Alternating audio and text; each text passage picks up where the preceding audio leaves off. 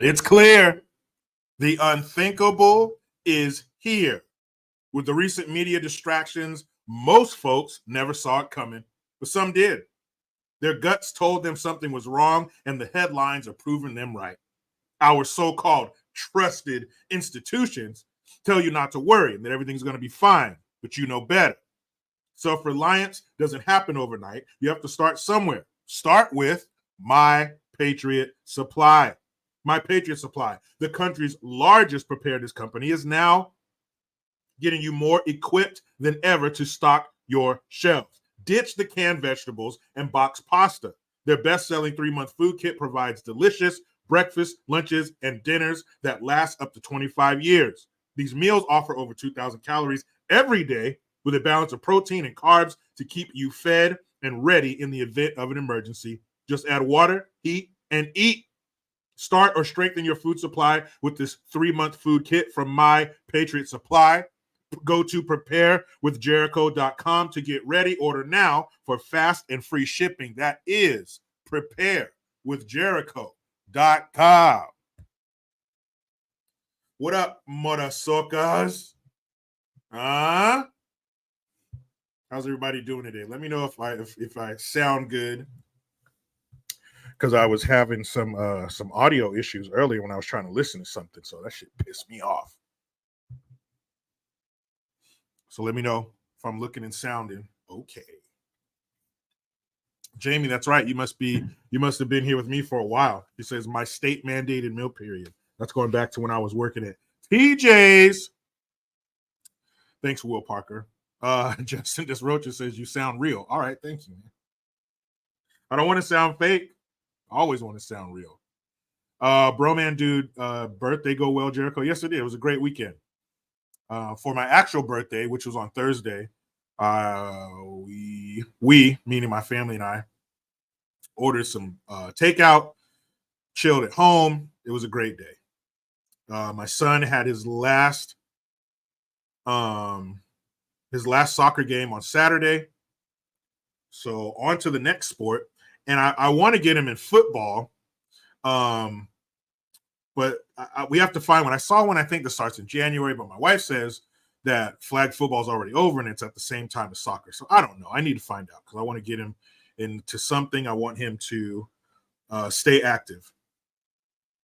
So that's the plan. And he's going to be playing flag football. Number one, he's only 7, so he's too young for tackle football. But even if he was old enough, his mama does not want him playing tackle football yet. And I'm cool with that.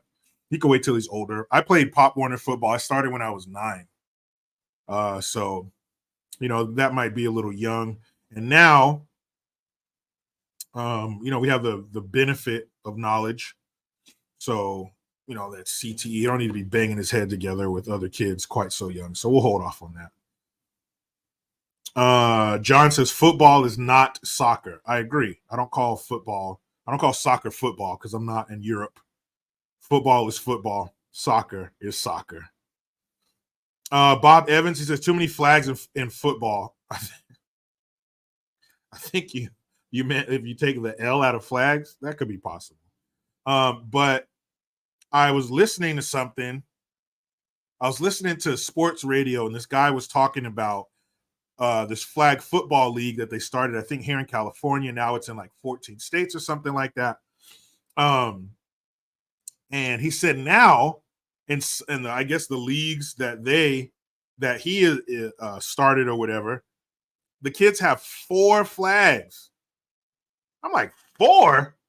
That's too many. We played. I played flag football, like PE or something like that. We had 2. And then I was looking up some stuff online, and it has a picture of the kids playing, and those kids, the league around here, they only have 2. So I'm like, 2 is cool. 4? What's the point? So yeah, that's our plan. Will Parker says, what about skateboarding? There are some nice skate parks in Cali. Yes, very nice. My son used to ride a skateboard all the time. I had a buddy of mine build a little ramp for him. Yeah, he likes skateboarding. He still does it sometimes, but when he was like, I think 5, he was into skateboarding real tough. We used to go like every day and go skate around the neighborhood. But here's my only rule. He had elbow pads, knee pads, wrist guards, and a helmet. So I let him get away with everything else but the wrist guards because his sister, she was roller skating and she fell and broke her wrist. She like tried to catch herself and broke her wrist. So I was like, nope, no, non-negotiable, wrist guards, helmet. Those you have to have. Everything else, whatever. You scrape your knee. Who cares? Scrape your elbow, big deal. But got to have those wrist guards and helmet. Non-negotiable. The old bag says hit the like. Agreed. Hit that like button. Control the algorithm. Tell YouTube, no, you son of a bitch. This is what we want. Deep Boy says, you playing foosball? You playing foosball behind your mama's back, Bobby? Foosball is the devil. It's me, your father, Roberto. What a good fucking movie that was. What a good movie. Adam Sandler in the late 90s was something to behold. Just those two right there. Waterboy and Happy Gilmore. If you are of that era, and I mean, because I was a teenager, so those movies were new. They were the big movies out. So if you were between like, I'd say 12 and like 30, I don't know, during that time, young. If you're around somebody else who's in that same age group and from that same era, you will just quote, you can say the quote from the movies and the person will finish it for you. You say the beginning of it and they'll finish it. I love movies like that. Happy Madison, that was another one. And believe it or not, I mean, oh, you never seen that shit? I never seen Happy Madison. Billy Madison, I'm sorry. Happy Madison. I've never seen Billy Madison. Never. I've heard of it and stuff. You know, what's her name? The chick who played Sonya Blade in Mortal Kombat, Pete Sampras' wife. Was it Pete Sampras? Or yeah, I think it was Pete Sampras' wife. She played the teacher in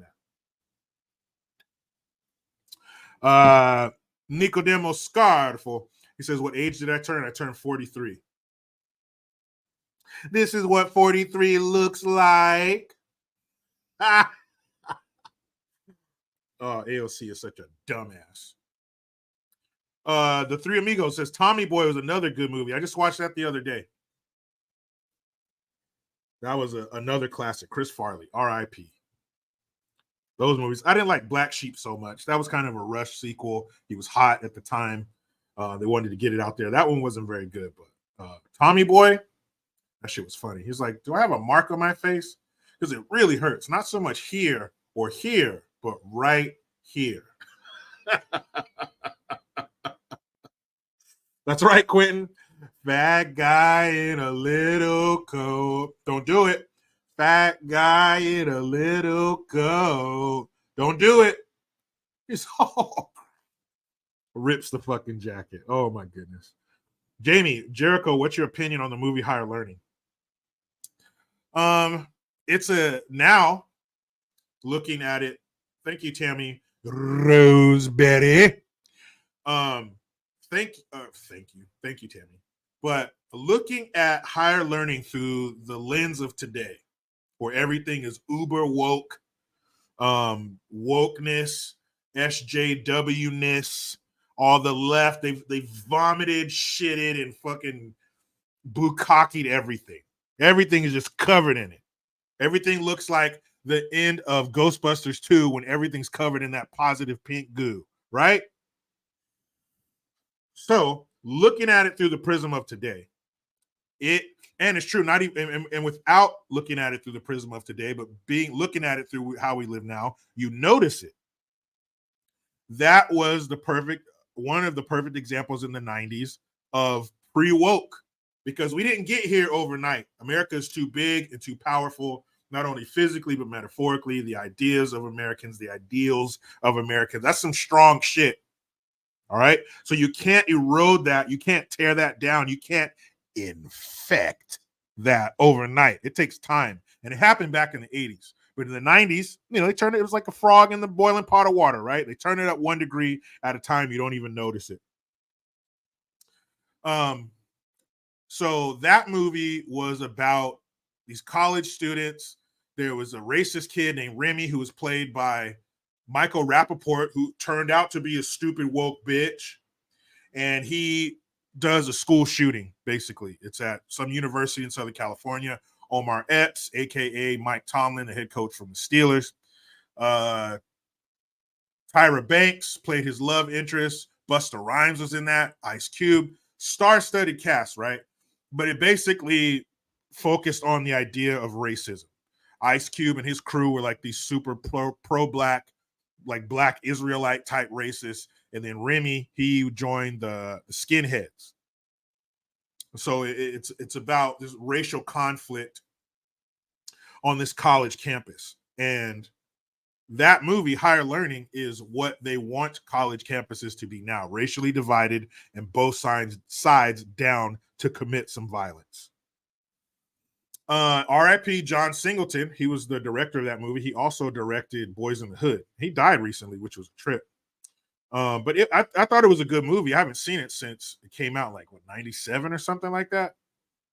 But looking at it through the lens of today, we kind of saw that coming. I think if we look back and diagnose the 90s and the 80s and we look at it, we get our forensics team on the 80s and 90s, I think we'll notice a lot of shit like that. I really have.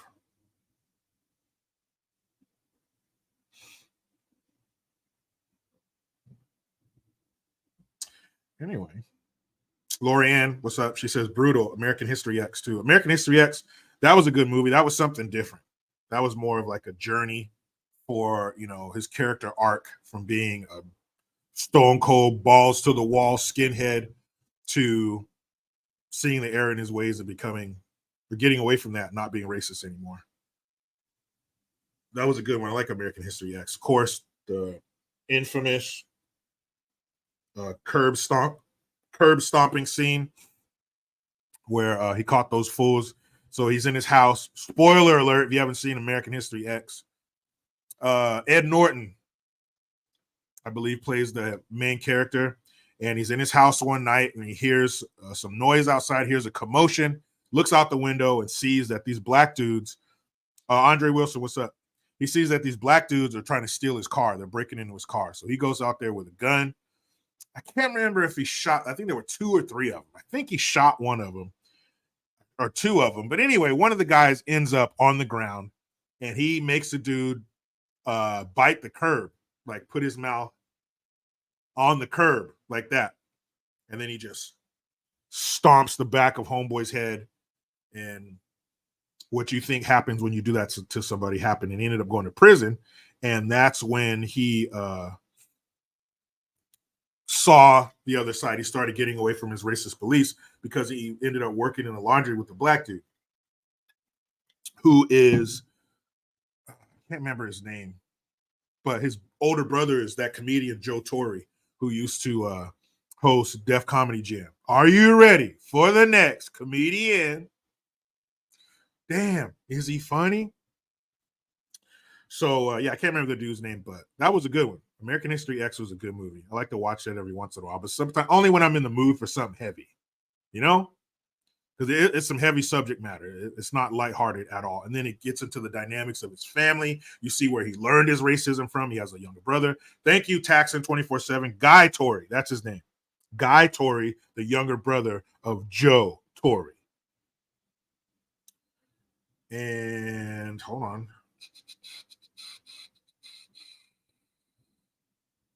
What's this about?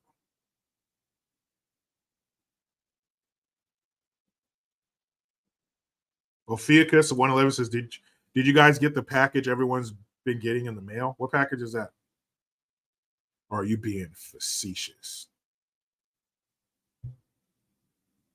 Spencer T, he directed Menace to Society also, ? No, that was the Hughes brothers. And actually, Tupac was supposed to play O-Dog, but he actually got in a fight with the Hughes brothers. So they said, well, you tried to beat us up, so Not going to put you in a movie, Pac. Which I think would have been, I think Tupac, he was a good actor. I think he would have played a good old dog, but he didn't. And we got Lorenz Tate, which was great. Man, come on. Old Dog, that came out in 93. I was scared to watch it. I was scared to watch it.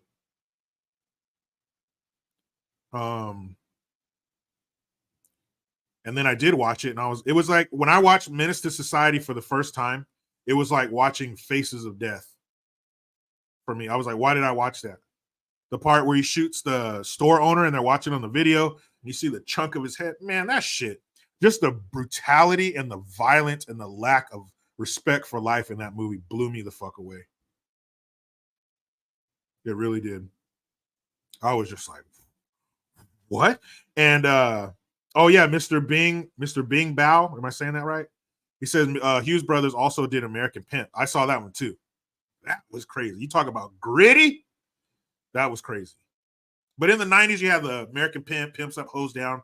It was this whole genre of like gritty documentary, taxi cab confession kind of shit going on. Yeah, Daniel Kier. Y'all want a cheeseburger? And that scene is perfect. That scene perfectly encapsulates the brutality of Menace to Society. You have a crackhead who doesn't have the money to buy crack from Old Dog, but he says, man, get your ass. He's like, you want some cheeseburgers? Man, I'll give you these cheeseburgers. Man, I don't want no damn cheeseburgers. I already ate. Get the fuck away from me. And then the guy goes, man, I suck your dick. And then he says, what? And he pulls his gun out, kills that crackhead right there in the alley, blows him away. No pun intended, blows him away. And then he picks the bag of cheeseburgers up off the ground next to the crackhead's body and tells his friends, y'all want some cheeseburgers? He just murdered somebody. And he's almost joking with his friends seconds after. And you want to add another layer on top of that? Old Dog wasn't even 18 yet. He was 17 years old. Old Dog was 17 and had bodies. He killed the two Asian store owners, the two Korean store owners in the beginning. He killed the crackhead. He killed one of the guys who killed Kane's cousin, Harold. Because whenever they rolled up on them and they were talking to the girl, you stupid ass bitch. And he rolled up on him, boom. And I think O-Dog shot one of them with the shotgun and then Kane shot the other one. So you got the two Korean people, the crackhead, one of the guys who shot Harold. Was that it? I think that was it, right? O-Dog killed 4 people. Bro, man, dude, I do, man. I have a thing for movies. And I don't know if I think I've said this before, but I'll tell you guys why. I know so much about movies and why I watch a lot of movies and why a lot of my analogies are about movies. Where I always say, like the scene from. Number one, I like analogies because it makes people understand what I'm trying to say. I like to paint a picture. Number two, I like to pick movie analogies because these are movies. I always pick movies we've all seen. And not only does it help you understand what I'm trying to say, but it gives you a little dose of nostalgia, right? We all like a little bump. We all like to get a little bump of nostalgia sometimes, right? And when I was a kid, my dad was great and all that kind of stuff, but he wasn't a very affectionate man. And his dad wasn't affectionate with him, blah, blah, blah, blah. Going back far. The farther you go back, the more fucked up it got, right? So my dad wasn't very affectionate. So normally what we did chores. We had a ranch. We had 10.5 acres, hogs, chickens, goats, all that shit. So everything, that was most of our day. My dad was retired Army. So that's what we did. We were up early feeding the pigs, cutting wood, cutting back weeds, and all this, just manual labor, right? I laugh in the face of kids today and go, I gotta cut the grass.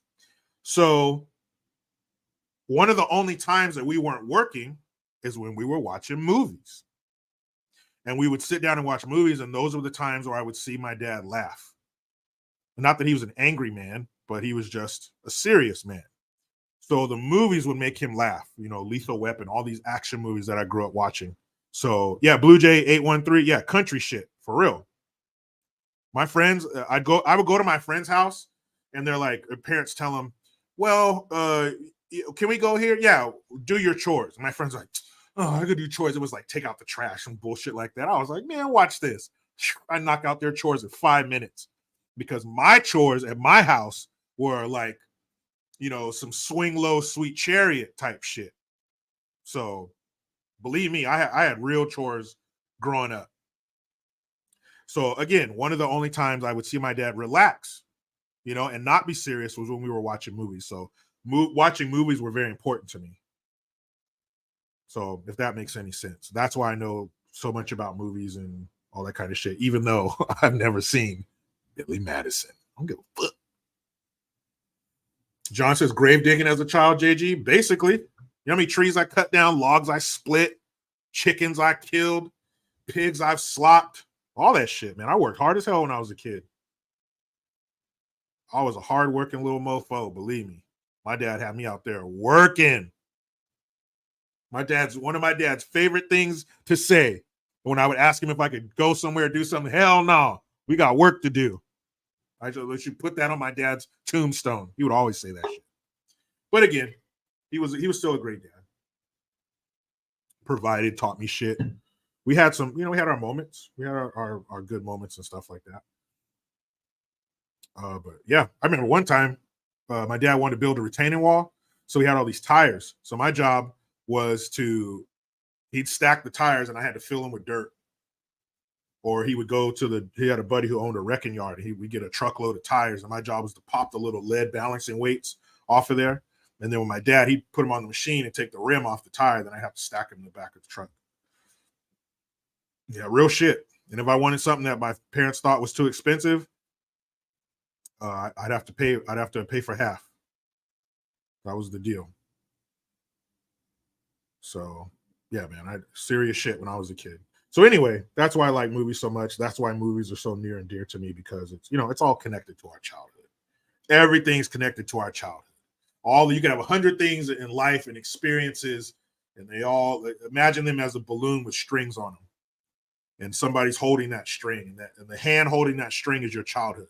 Everything that we're dealing with, that we go through, our life, good and bad, it all leads back to that hand that's holding all the strings. It all goes back to our childhood. Real shit. Fred Galloway, we can't make kids work hard like this nowadays. These kids would crumble. Yeah, my kids would turn into dust and blow away in the wind. For real. And because I don't live on a ranch. I live in a neighborhood with a house, backyard, suburban shit. So my kids don't have that experience to work as hard as I did. They do have chores, but nothing like nothing like what I did. Holy shit. Nicodemo Scarfo, Ninja Turtles back in 1990. Oh man, see, that reminds me of when I think Ninja Turtles, I'm thinking Friday night, Blockbuster. We've been watching the commercials all week long. New Ninja Turtles movie, cowabunga. We knew it came out. New movies and music always dropped on Tuesdays. I think they still do to this day. But of course you weren't renting no movies on Tuesday. That's during the school week. It's a school night. That was the ultimate kibosh. That was the ultimate trump card from your parents. It's a school night. Boom! They throw that card down. There's nothing you can say. But come Friday, yeah. And you're trying to get down there to the Blockbuster or Hollywood Video, or in my neighborhood, it was ComSource. There was Sunrise Video across the highway. You're trying to get to the damn video store before everybody else because you don't want the feeling of running into Blockbuster, turning that corner, seeing the new release shelf, and it's empty. Because then you got to go to Plan B. Fuck Plan B. But man, when you turn that corner, and there were 15 of those things left, the boxes, because they didn't have the videos in them, because people would steal that shit. But you got 15 of the boxes, man. You ran over there as soon as you got that box in your hand. You didn't give a shit. You didn't care about anything else. We could be in that video store all night. I got mine. I got Ninja Turtles. It was Sunrise Video, and our next door neighbors owned it too. This little arrogant fucking prick. I can't remember his name. I couldn't stand that kid. That's right. Taryn Isaac, Hollywood Video. That was Blockbuster. That was Blockbuster plan. That's your plan B. If they didn't have it at Blockbuster, go across the way to Hollywood Video, and they probably had it for you. But Blockbuster was number one. Mr. Bingbo, he says South Central. That's right. OG killer, Bobby Johnson. And Ray Ray. Ray Ray was a piece of shit because Ray Ray led Bobby Johnson's son down the wrong path while he was in jail. Remember, he went over that wall and that old man said, wow, and shot him in his back. Oh, yeah, I know about some South Central. Bear, Ray Ray had a bodyguard named Bear. It's a big old motherfucker that never talked. Benny Morales. I used to have a friend named Benny Morales. Shout out to you, Benny. The great white hope, Donald J. Trump, a true American patriot. Yeah, man, we need him back. I know last election, 2020, it was, stakes are high, and they were. Could you imagine if Trump doesn't win? Well, shit. The stakes are even higher now. They're even higher now. The alternative is 4 more years of sloppy Joe, which I don't think that fool's even going to run. But even worse, if it could get worse, and it could always get worse. The worst option, Quentin stole it. Yeah, totally, man. The worst option would be President. Hold on a second. Hold on. Let me make sure. Let me make sure you guys aren't holding anything of value, a precious jewel, a vase, a baby. You make sure you're not holding anything of value just in case you pass out when I say this. President Gavin, hold on. Broman Dude says, don't even say it, jerk. I have to. President Gavin Newsom.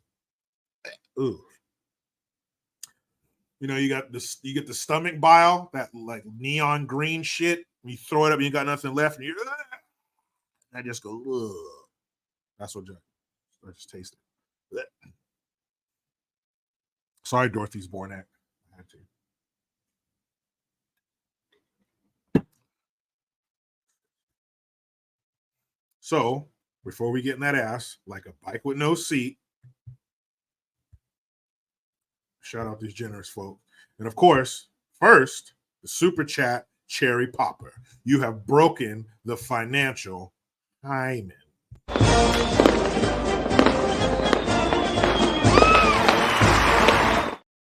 Indo Slim. Hope you had a good Veterans Day. He says, did I pop that cherry, JG? Hope I was gentle. Pimping ain't easy.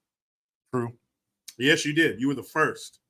You were the first donator. Is that a word? Fuck, it is today. Drunken Sailor. I thank you. I've been one of those.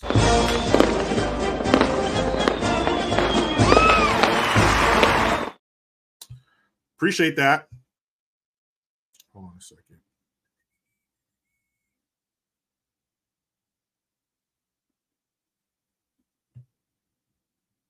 There we go. All right, just fucking with some levels. Thank you, the Drunken Sailor, for the Hamilton. Hey, shipmate. Hope all is well. This will probably be my last super chat, as I will not make it through the night. I've been let down by the VA, my government and country, and am homeless for months. What? Drunken Sailor, you don't have to. If that's the case, you don't need to donate to me. Let me. Damn it. Send me an email, Drunken Sailor. Why do I keep forgetting the Drunken Sailor? Jericho Green 2018 @gmail.com. Shoot me an email, bro. We gonna work some shit out. But I thank you, and happy Veterans Day to you as well. Happy belated. And yeah, I've been a Drunken Sailor. Oof. Have I? Oh my goodness. If you guys go on my I got proof. I'll show you. Show you. I got proof that I was a drunken sailor. I mean, I can't show you guys the raw uncut, but show you some PG shit. I posted these pictures on Instagram on Veterans Day. Some pictures of me with some of my shipwrecks. I got you, GJB Films. Some of my shipwrecks on board the ship. We were underway. We were pulling the port. There I am, of course, all young and shit. That was going through the Suez Canal. Everybody had to be awake.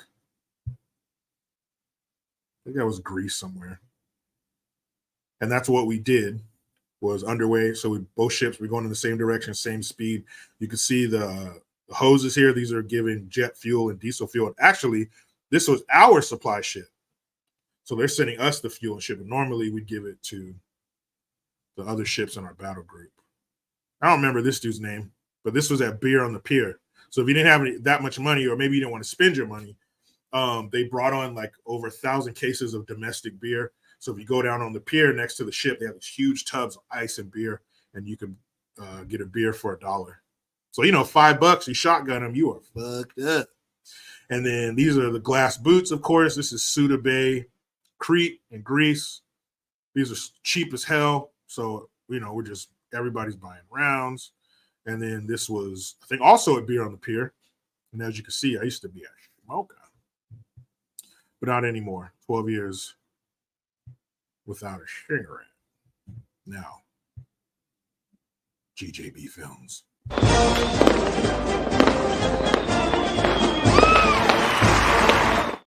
Thank you, man. I appreciate that. And he says, if it happens in Vegas, it stays in Vegas. If it happens in Alabama, you see it on Cops. True that. Me and my son watch Cops, or my son and I, we watch Cops together all the time. It's so crazy. It's crazy. Cops, and it hasn't changed. I think Cops has been on TV since like 1987. It was one of the first shows that Fox had when it became a network.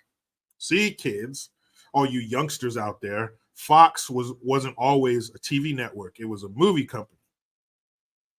But in the late 80s, it became a TV station. So it had Married with Children, Tracy Ullman Show. That's where The Simpsons started. The Simpsons used to be a little skit on the Tracy Ullman Show. And then it grew into its own TV show. And then it is what it is today. But they started with like Cops, Married with Children, Tracy Ullman, Get a Life with Chris Elliott. What else was on there?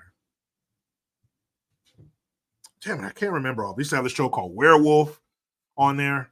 But back in the day, it was and Cops, of course. And it hasn't changed. People still do dumb shit. They still run from the police. The police still run after them. And they still get caught. And when they do, they have some bullshit excuse that the cop has heard 15,000 times that day.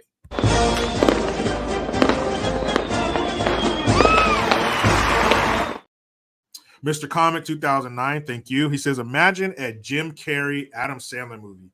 That would be crazy. But I don't know if Adam Sandler had the chops to keep up with a young Jim Carrey. If you're talking Jim Carrey in the 90s, there were a few people bigger than Jim Carrey. Off in Living Color, then you go to Ace Ventura and all that shit. He was huge. But I don't know.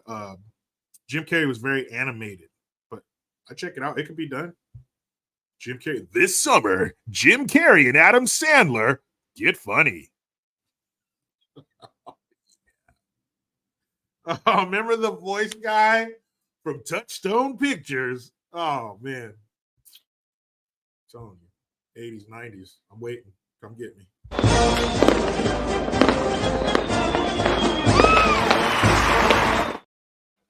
Thank you very much, G Sticks.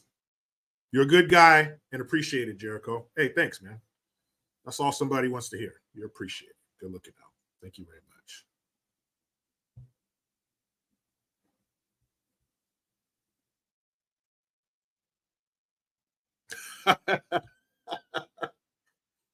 If Adam Sandler and Jim Carrey did a movie, I imagine one of them would have to be like the fuck up and then the other one would have to be the straight-laced guy who, you know, has his shit together. And I guess that'd probably be Jim Carrey, and then Adam Sandler would be like the frat boy who never grew up, you know, and then something happens to where, you know, he has to get his shit together. Classic. The movie's already been written. We just need to put those characters in there. This holiday season, one guy, he never grew up. He was always the baby of the family. And then Adam Sandler would, like, you know, wake up, pour a beer and some Pepto-Bismol and a fucking half-lit cigarette in the blender and drink it. And then his brother was always the good one. He did exactly what he was told. And then he comes out of the house. Good morning, waves to his neighbor, gets inside of his car, goes to work, has a suit and tie, works in a cubicle. But then they got together and something happened. So they go to this lake. And yeah, they say if you throw a quarter in there and make a wish, it comes true. And then Adam Sandler, oh, I wish I was like my brother. And he throws a penny into the water fountain. And then they wake up the next morning, split screen. Split screen. Jim Carrey wakes up in his fucking shit. It's dirty with fucking clothes all over the floor. And Adam Sandler wakes up in Jim Carrey's nice, you know, clean house next to his wife.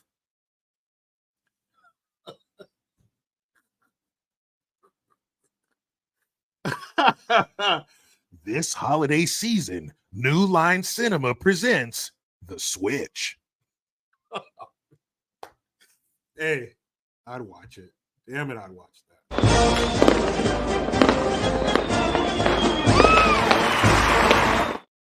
Ranson Shan, thank you. He says, made it. How you doing, JG? Joke of the day from a cowboy hater. Dak Prescott tried ending it all with a gun to the head, but the bullet was intercepted. Well, that's fucking funny. I hate the Cowboys, so, you know, anything that shits on them, I'm all for it. Let's be honest. Mr. Kojak, who loves you, baby.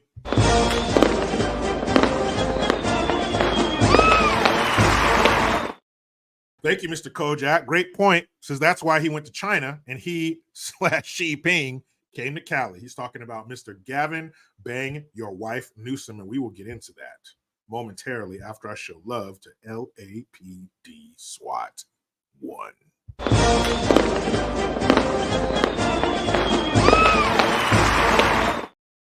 LAPD SWAT 1, thank you. Says, did you ever watch that movie 7 Days in May from 1964? I have not. I've been busier than a one-legged man in an ass-kicking contest, but you have made my list, and I shall. Okay.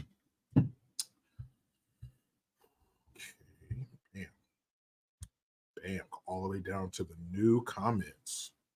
That's right, Quentin. 34-3. My boys handled business yesterday. About damn time. Brett Hyatt, he said, sounds like the classic 80s flick, right? That movie was never made, but we've seen that movie. For sure. All right. Here we go. So, Secret Service gets hot in the streets of DC. Did you guys hear about that? Apparently, some jackass thought it was a good idea to try and steal an unoccupied Secret Service vehicle on Sunday.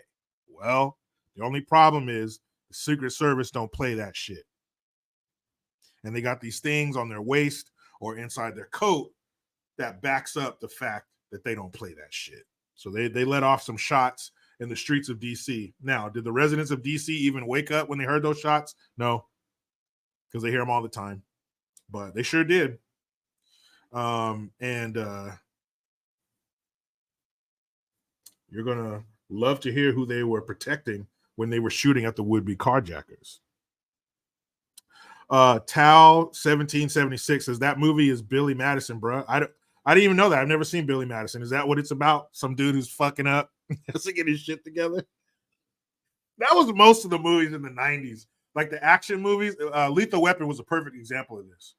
Riggs, he's living on the edge, doesn't even have a holster, fucking wakes up in the morning, smokes cigarettes, drinks a beer. Then Murtaugh, family man, suit, tie, morning, dear, morning, dad, all that kind of shit.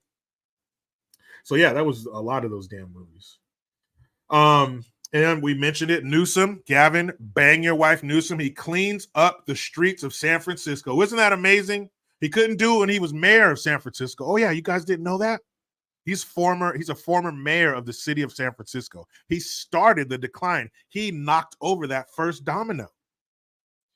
So he cleaned up the streets of San Francisco, and I mean clean. Homeless tents, shit, piss, hepatitis, dirty needles, broken crack pipes, not just any crack pipes, probably the ones that Biden spent $33 million on. Because if you're going to be a crackhead, be a clean one. Clean it up. I got video to show you. It don't even look like San Francisco. But he couldn't do that when he was the mayor, and he couldn't do that when he was governor until now. Why? Because the president of China was coming to visit.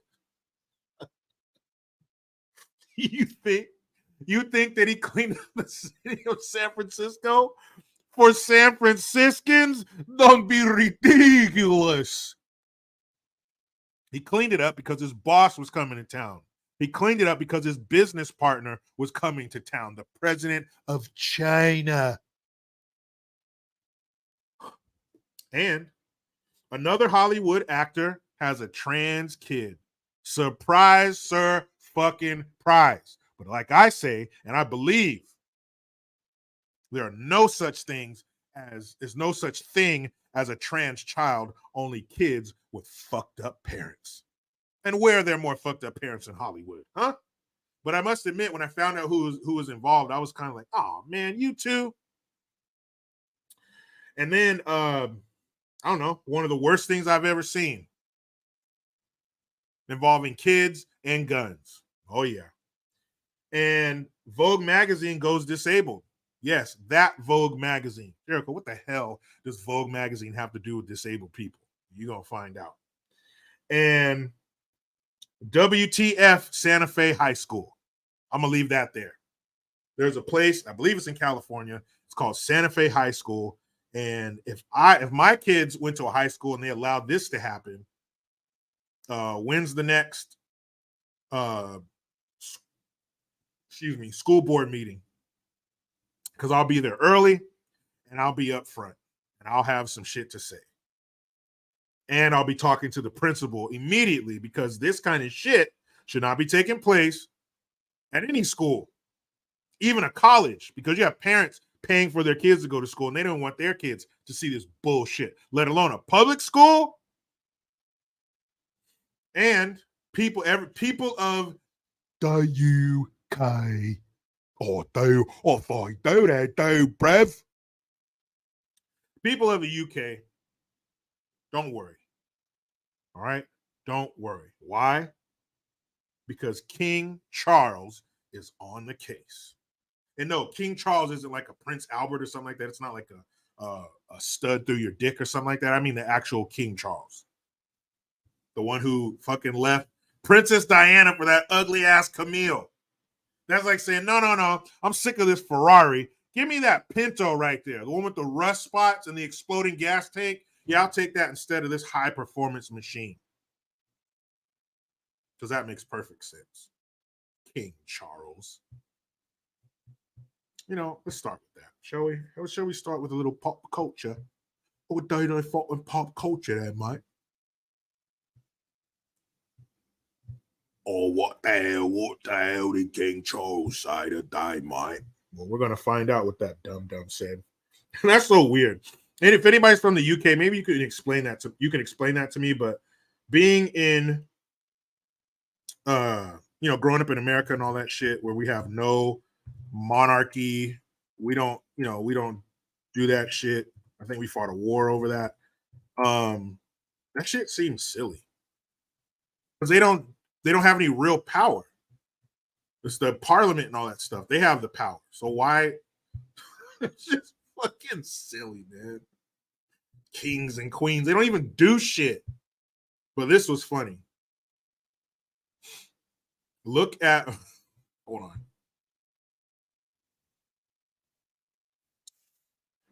So listen to what he's saying. But I think more importantly, look at what he's wearing when he says it. My government will continue to take action to bring down inflation, to ease the cost of living for families, and help businesses fund new jobs and investments. My government will continue to take action to bring down inflation, to ease the cost of living for families. Look what's on his head. That's like saying, hey, poor people, people who are struggling, and I'm going to take care of you. We're going to ease the cost of living. But while I'm saying that, I have a stack of $1 million on my head. I'm just talking to you, and there's a big old stack of cash on my head. Yeah, we're going to make things right. We're going to ease, the cost of inflation on you, blah, blah, blah. And the whole time, this stack of hundreds is just like. And the caption says, King Charles promising an, quote, ease of the cost of living while rocking his $500 million crown. The center stone, this right here, this fist-sized diamond, is worth over 400 million. This crown, if you sold this crown, it would ease the cost of inflation by itself. But you're going to talk about doing it while you're wearing this opulent fucking crown with, what are these, leopard spots on that thing around there? And your cloak and all this bullshit. All this fake bullshit that means nothing. You don't have any real power. And you're sitting there telling the people, I know it hurts. I know you ain't got no money. While you got $500 million sitting on your damn head. That's crazy. Of course, I'm not going to sell the crown and hand out money or anything like that, but I will talk about easing the pain of inflation in the cost of living while I have more money than you've ever seen in your life sitting atop my dome. Get the fuck out of here. Steve Hilliard says Dalmatian spots. Is that what that is? Is that one of the 101? Oh, shit. Nicodemo Scarpo says that's a real Dalmatian. Hold on. That's like a dog Dalmatian. I think that's the only Dalmatian there is, right? You have real Dalmatian fur. That's weird. That's weird. Maybe you guys do it different in the UK, but here in America, if you see fur, it ain't going to be dog fur. It might be a fox or a fucking, what is it? Chinchilla, mink, but not a dog. That's fucking crazy. That would be like Sloppy Joe coming out here telling us, at least he ain't that stupid. Not even Sloppy Joe's that stupid. But you're going to come out here and talk about easing the cost of living for the American people, but you got fucking iced out chains and diamond rings on and shit. Wow. That's some wild shit, man. Josh says they can commit war crimes if they want. They do. Don't worry, people of England, of Great Britain. I will take care of your cost of living. Don't worry. And we won't even have the real people like the Prime Minister, who has the power to change anything. We will send out a silly figurehead like the King, who is basically an empty scrotum sack. He looks like balls, but there's no balls in there. Wow.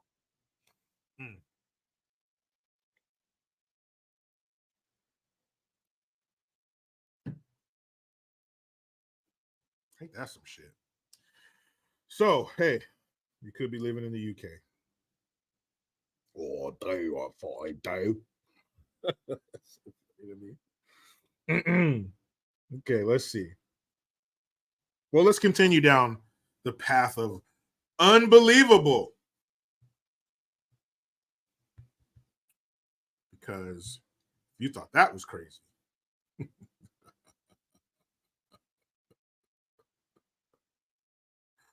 Let's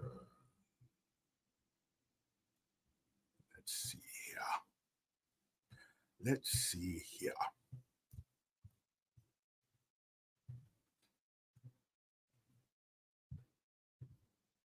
Santa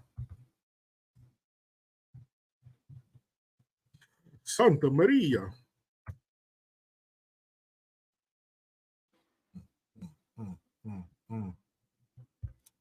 Here we go. Now, I'm not going to play any of the footage because it'll get copyrighted. Okay, copyright strike. Hold on, let's see if I can.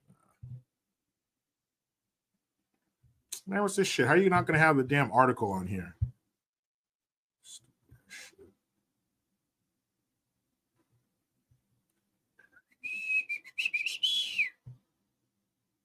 see.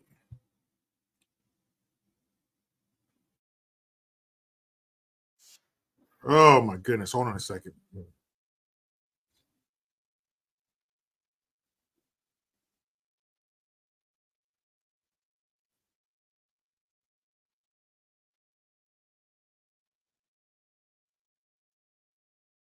Okay.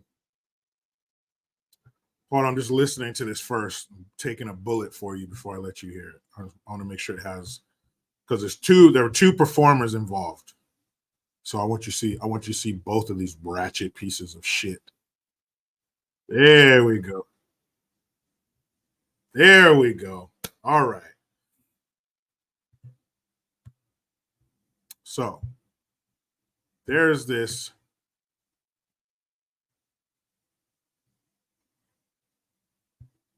nigga out there. And no, he's not black. I mean, he looks like black folks, but there's two different groups. There's black folks and there's niggas. Okay. This is King Nigga right here. And he brought his queen bitch with him. So these two pieces of shit, the guy is named Blueface. And when you hear that, no, he's not choking. He calls himself Blueface because he's a Crip from LA. So he gang bangs so much that he puts the gang colors in his name. So it's Blueface and one of his baby mamas. They went to this high school in Southern California called Santa Fe High School, and they performed for the student body. Now, what lyrics do you think go along with someone named Blueface who has multiple baby mamas? Probably some gangster rap bullshit. And you would be right. But apparently his disgusting, filthy cum dumpster of a baby mama, she has a song out. And I'm glad, even if there weren't any copyright strikes, I probably wouldn't play it because it's garbage. If you gave a pen and a pad to a 5-year-old, they can write better lyrics than this fool. So the fact that they even, just off your name, Blueface, I'm not inviting you to a high school. But apparently, and I heard it on another platform, the chorus to the song goes, fuck you, something, fuck you, this person, fuck you, fuck you, fuck you. So they're up there saying this to the crowd of kids who are saying it back. Why would you have somebody like that come to a school to perform in front of the kids? And not only is it a high school, it's like a continuation high school. So these kids are already fucking up. And I'm of course, I'm not a prude. I'm not stupid. Of course, these kids have heard cuss words. They probably cuss all the time. But the school is not the place for that. The school is not the place for that kind of language or that kind of message. The kids know who these people are, these degenerate pieces of shit. They know who they are. I listened to rap music when I was growing up, but it was not condoned by the authorities. There's no way in hell that North County High School, where I went to school, would ever have anybody remotely like that performing at school. Even when the local radio station would come there and perform during lunchtime, the songs had to be edited. Look at this shit that is being presented to our children. Look at this shit that's being presented as entertainment to the future generations. And the worst part is the authorities, the powers that be, the teachers, the administration are like, yeah, this is great. Where do I co-sign? Filthy. Fuck you and Crip and Ratchet and hoe, bitch. Look at this dumbass. Got the neck tats, all that shit. Fathers, if that ever came through your door, yo, I'm here to date your daughter, son. Motherfucker, when I come back out here, don't be here. Or like Bernie Mac said, there's going to be a misunderstanding.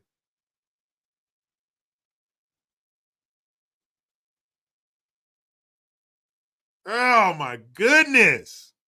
You ratchet ass, disgusting sons of bitches. Ugh. You know that girl smells like fucking corn chips and cigarette butts. Ew. Ew. Hold on. Let me show you the other one. This shit is disgusting. Ugh. Does disappointment have a fragrance? That's what that girl smells like. That girl smells like shattered dreams and gynecologist visits, and not for maintenance. She had another outbreak.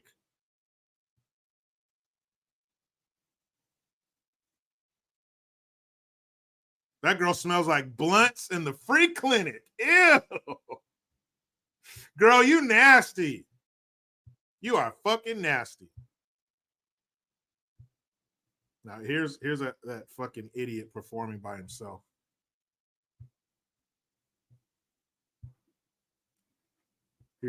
Here's Blueface.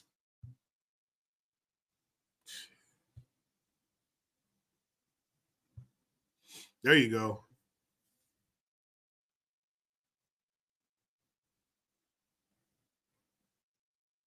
Why would you let this motherfucker come to your school?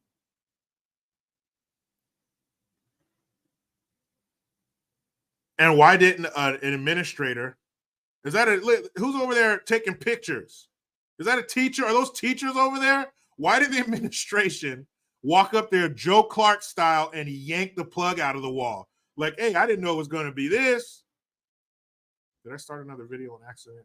Probably did. Hold on, don't worry. I'll bring Blueface back. I don't want you to miss anything. But why didn't they walk up there like, hey, what the fuck is this? I didn't know it was going to be like this. Nope, that never happened. No administration members went up there and pulled the plug, said, I'm sorry, Mr. and Mrs. Blueface, but you got to get the fuck out of here. We didn't know it was going to be like this. Nope. None of that. Oh, and, oh man, I'm too bad you can't see him. So you can drive this point. Maybe let's finish watching the footage. Maybe you can. Okay. So they didn't show him because he was performing. But while she is performing, not only are they up there espousing all this vile, disgusting music, if you want to call it that, but when she's up there performing, there are a bunch of dancers up there. What were those dancers doing? Those dancers were bent over, twerking, showing their ass to those children. These are underage. These are minors. These are minors, and those women were up there bent over, shaking their birth canal for those kids. Man. let my kids come home and say, Dad, today we had a performance from Blueface. I'm going to go down there and make somebody's face turn blue.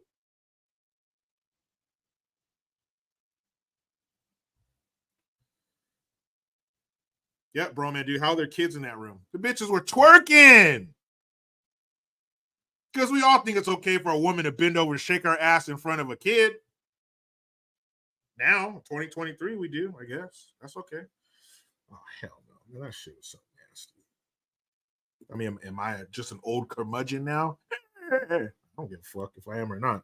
That shit was disgusting. So, we'll do one more. This one's funny. And then we'll get into the Secret Service busting caps in DC. Oh, man, this shit is so funny, though. Hold on. This shit. And shame on them for putting us in a position where we even have to talk about this shit. But come on.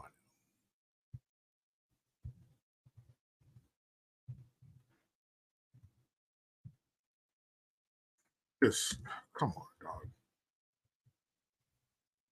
Why would you even do this? And again, why are they doing it now?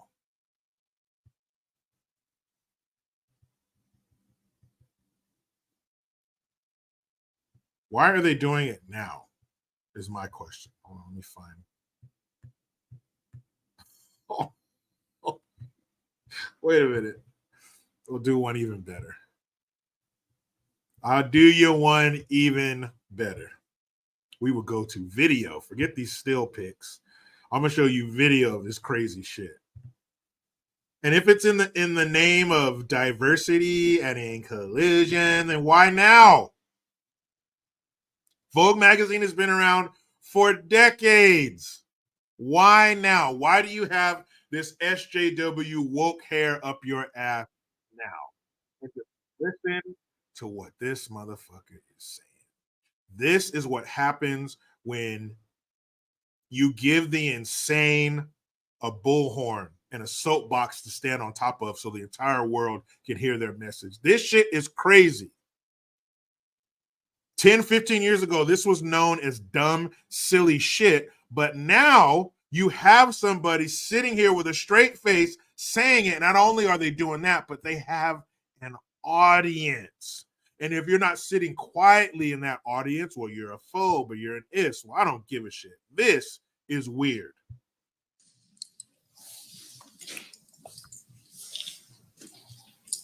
I like men. I like cis men. If you told me that it would have been like this, child, and I mean that as in like girl, it's hell. It's hell. Like it's literally like hell. If you are transgender and you like cis men, it's hell. I approach life and dating with like honesty and connection and love and care and respect. And the same thing happens. I'm ignored, I'm talked down to, I'm misunderstood, I'm mistreated. You are told that you are an object. You're told that you're not worthy. You're told that you're only meant for someone's satisfaction sexually. Men are not evil, right? So I think men look at me and assume that they can't have anything with me because they're afraid of what me being transsexual would potentially bring into their life if people knew. I didn't think of that. Okay, here we are. Light bra. Right. I love it. I'm gonna take my seatbelt too. Just put it.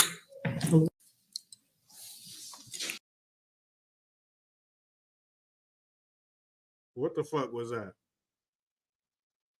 Did you hear the delusion? Did you hear that? He said it's hell trying to date a...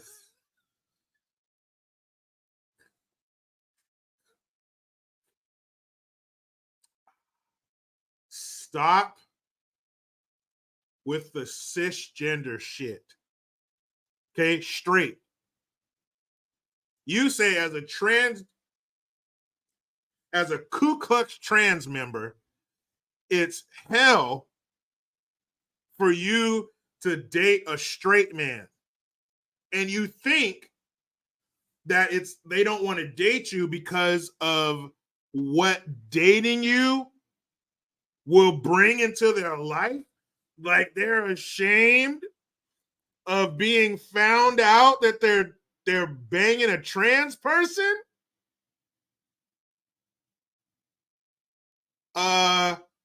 No, bruh. The reason they don't want to fuck you, can we be honest? Is this a safe space? Number one, you're not attractive.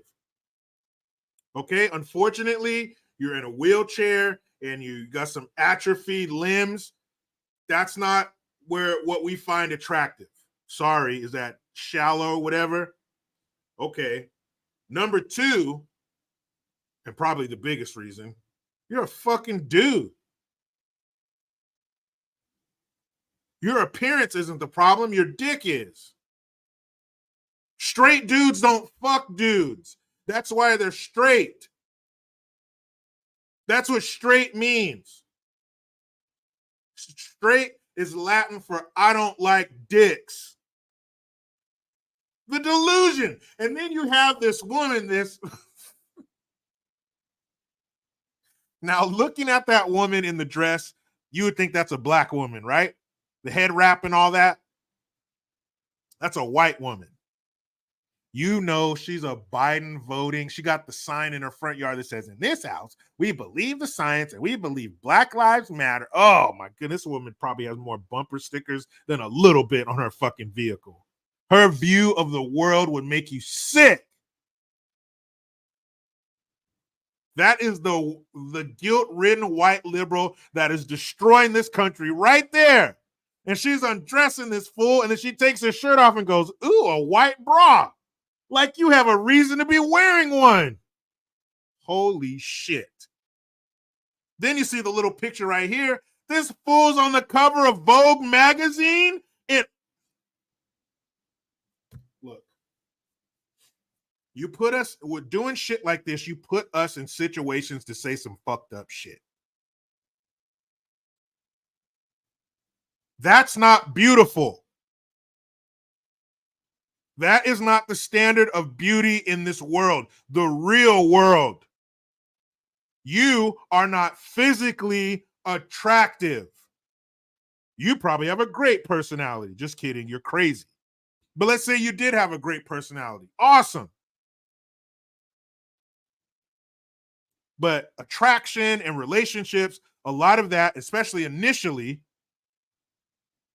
is built on what we find beautiful. And you are not what we find beautiful. Then you couple that with your fucking insanity, that it's hell. Like it's the men's fault, for straight men's fault for not wanting to date you. They are so archaic and barbaric and transphobic and homophobic and all the other phobics that you guys made up in the last 50 years. But it's us. We have the problem because a straight man doesn't want to fuck another man. I cannot put into words how revolting a man's body is to me. Ladies, you are something special.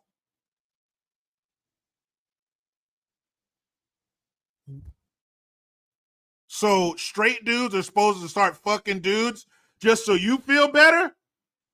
What the?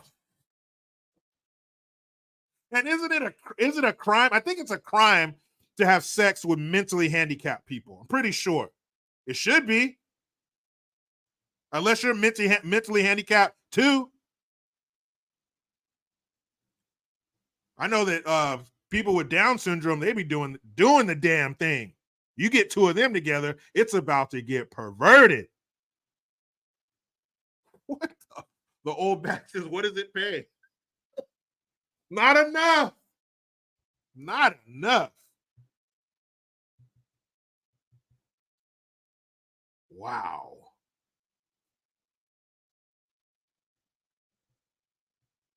Old Sweet Dick Malone says, I bang some weird shit, but I would not bang that thing. And that's saying something because you know how Old Sweet Dick Malone is. He'll throw his dick on the crap table for just about anything. What the man? If you don't get your power chair ass the fuck out of here, the cover of Vogue. So any beautiful women out there who are purging in the trash can right now because you want to make it on the cover of Vogue magazine, stop. Because apparently beauty is not the requirement anymore. Just think, oh my goodness. How do we get here? How the hell do we get here when this fool has a platform to say this kind of stupid shit? Ooh, a white bra. Wow. Exactly, Vex Peril. Mockery of actual beauty. We know what beauty is. We all know what a beautiful woman looks like. We all know what a handsome man looks like. Some things are just standard across the board.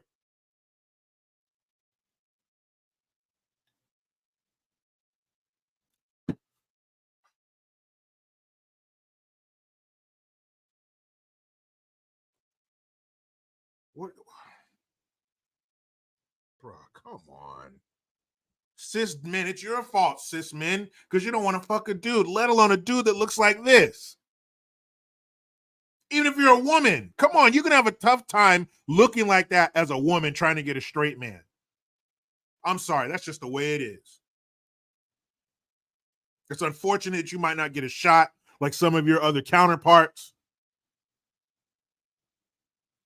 but you're going to have tough sledding trying to get a man to hook up with you. That's just the way it is. But it could happen. You see that show, My 600-Pound Life? Why do they always have somebody? You'll get somebody, but it ain't going to be no straight dude. Because by definition, straight dudes don't fuck dudes. Because they're straight. Come on. Wow. The nerve. It's your fault, cis men. So in order to make them feel better, you need to start fucking each other. Don't you want that guy to feel better about himself? The way he feels about himself is directly connected to you. Straight men. So stop making it hell for this guy to get a straight man and just fuck him. What's wrong with that? Huh? Why do you have what's the big deal? Oh, I don't want corn and peanuts on the end of my dick. Get over it. We need to start making these people feel better about themselves. It's just like the Pope. You got to get the Pope to make other people feel good. My body, my choice. Not this time, fellas.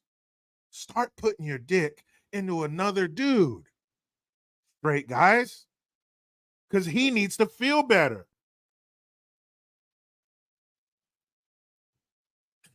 Man, please. Mousy says after you. Well, Mousy, I guess you'll never go because I would never do that shit.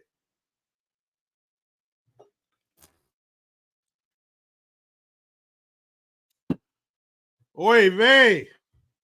Huh? How do we wash that off? How do we wash that story off?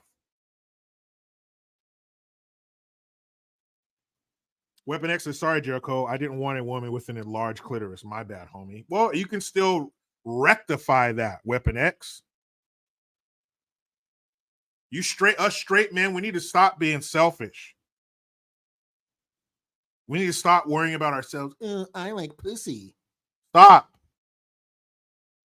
Start doing things for other people. You need to start making random strangers out in the world who you will never meet or even speak to. You need to start making them feel better about themselves. That's what needs to happen. That's the new world order. Thomas Bailey says, no brown eye for me, thank you. Sorry, Thomas Bailey. You need to start fucking around with that male chocolate starfish.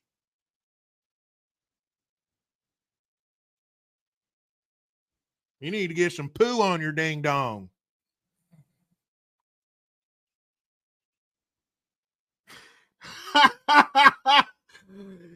Ew.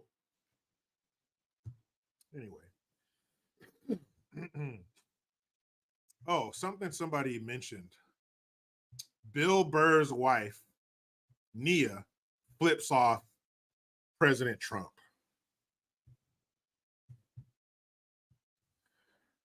I've never liked her. Actress Nia Renee.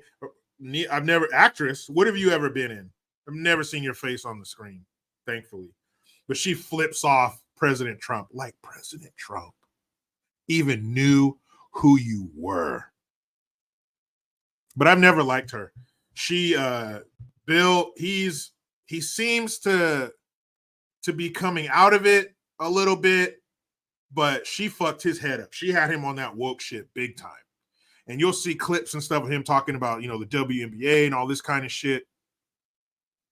But she has her claws in him deep.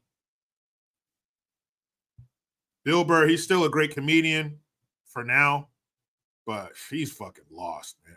His wife is a SJW dumbass. Why would you sit there and flip off the camera like that? What are you doing? Are you a teenager?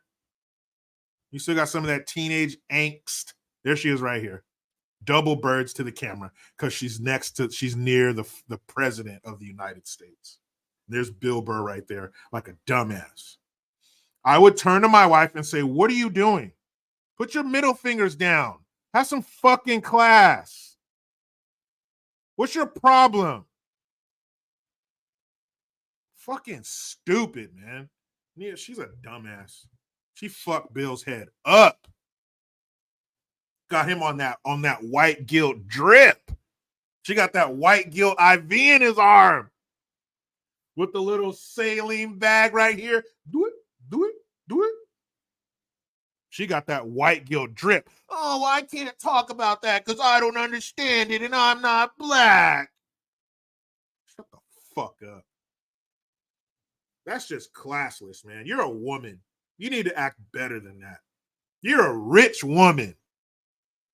You're supposed to be better than that. You're supposed to have more decorum than that. You're supposed to be classier than that. And you sitting up here double middle fingers while you're near the former president of the United States. That's like Will Smith acting like he did with Chris Rock. Man, you're wearing a tuxedo, bitch. Act like it. Now you want to get on X. Oh my God, OMG, I'm sitting next to this fucking Nazi. That's one thing. That's one level of stupid. But to be a classless tramp like that and flip the birds, you are fucking sorry. Bill Burr, you better check your woman. Now, I'm not saying you got to do, I hope you don't do anything publicly. Some shit needs to stay private. But I hope you had a word with your wife after that, once you found that out. Because he's looking away. And that still pic doesn't tell us whether he knew she was doing that or maybe he was looking around and then saw her do it. I don't know. But I'm sure if there were pictures of him admonishing his wife for doing that, we would have seen those. But that's trashy. That is straight fucking trash. You should not be acting like that. Yeah, my wife and I, and it ain't about no controlling your wife or no shit like that. But when we're out here in public, we need to represent each other the right way. And you flipping the double birds to because you're next to Donald Trump is fucking stupid. John, great verse, I guess. A fool takes no pleasure in understanding, but only in expressing his opinion. Proverbs 18:2. Perfect. Yeah.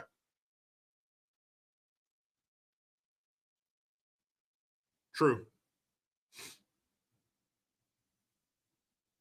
She's always on some white people. She's a classic SJW fucking BLM supporting dumbass. She definitely had the black square on her profile picture.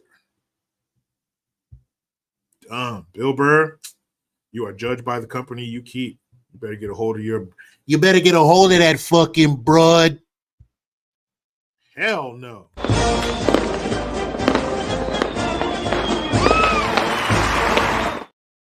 Nicole Thomas from the UK. Member for 8 months. Thank you. She says, hope you had a grand birthday. See, perfect. They talk like that in the UK. We don't say grand. I think in America, like we usually say like grand opening or something like that, but not like we don't use it to describe things like that. I hope you had a grand birthday, JG. Celebrating with your family. Wishing you the very best of the year ahead. Here's to you. Thank you always. Thank you, Nicole. Shout out to you, your husband, the new baby. How old is the baby now? I think you've been a member longer than you've been a mother. But hope that baby is happy and healthy and chubby. You ain't seen chubby till you seen a healthy baby. They got the fat wrists.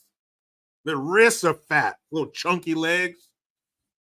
Love babies. Cutest thing in the world. Thank you, Nicole Thomas.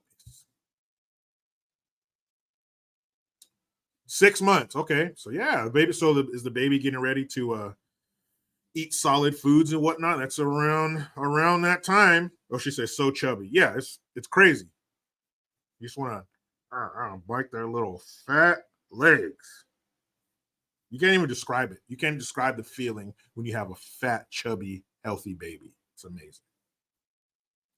Bite your little fat legs. So, why was the Secret Service shooting at people? What's going on? That's not good. Usually, if the Secret Service has to shoot,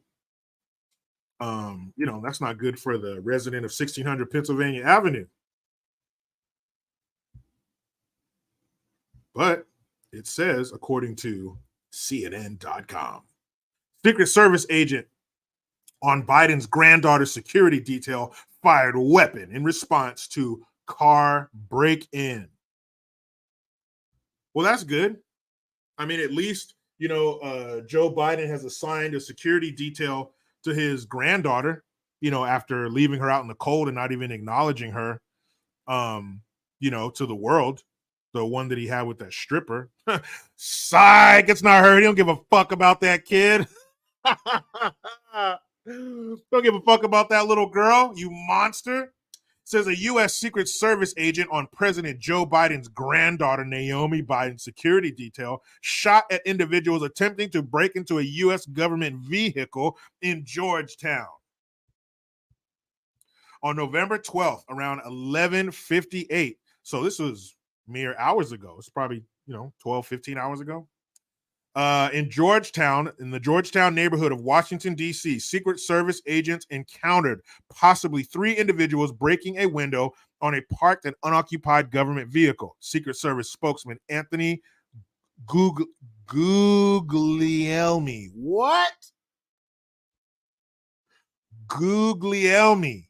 Anthony Guglielmi over here. He added, during this encounter, a federal agent discharged a service weapon and it is believed no one was struck. The offenders immediately fled the scene in a red vehicle and a regional lookout was issued to supporting units, and there was no threat to any of the Secret Service's protectees. So Naomi and whoever she was with did not get hurt. A source familiar with the matter confirmed to CNN that the agent involved was assigned to Naomi Biden's detail. First Lady Dr. Jill Biden's office declined to comment on the matter. Thank God nobody was hurt. Georgetown. Let's see, what's Georgetown like? Why was the president's granddaughter in the ghetto?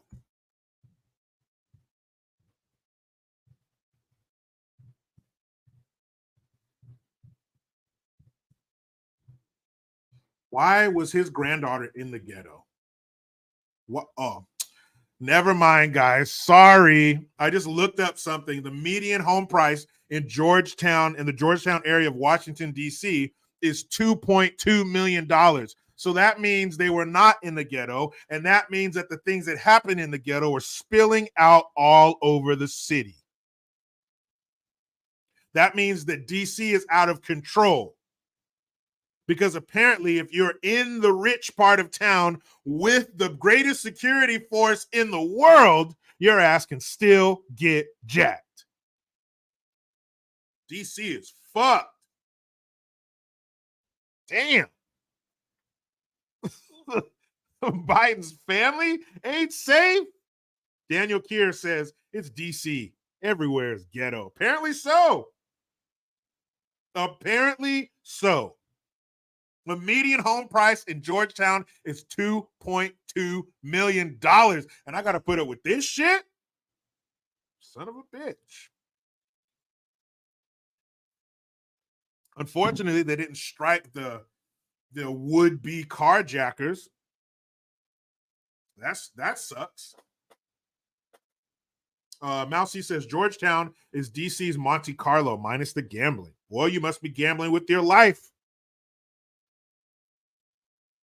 Sealed says she was there to re-up and get some D.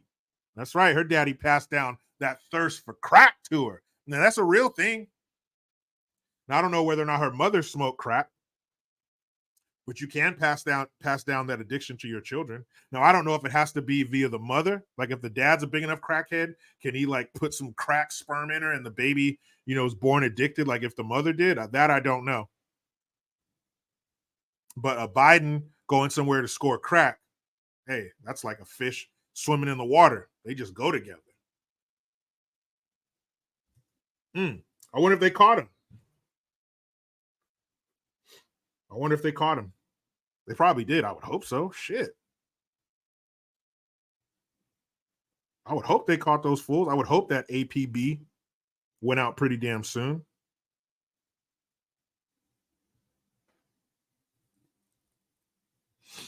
Saul DePaul says addiction, genetic predisposition. Could be. Totally could be. I mean, it's not too far-fetched that if the dad smokes crack, the mom probably does too. If you're not a crack smoker, do you hang out with crackheads? No. Hell no. I don't hang around with crack smokers. Do you? Hell no. Our lifestyles are totally different. They steal shit and suck dick. I don't do that. Quentin says they still haven't found out about who owned the cocaine, right? You remember that? Man, I tell you what. When this takeover of the White House is complete,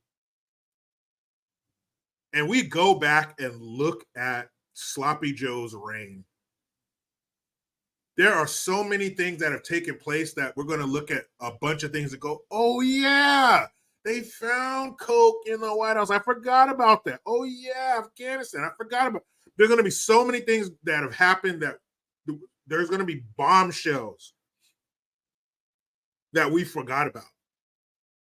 Like, even right now, just think of all the shit he said, just the things that have come out of his mouth. There's so many of those that you're going to be like, oh, I forgot he said that shit. Man. Damn. But that's pretty bad. Secret Service can't even pull over for a minute.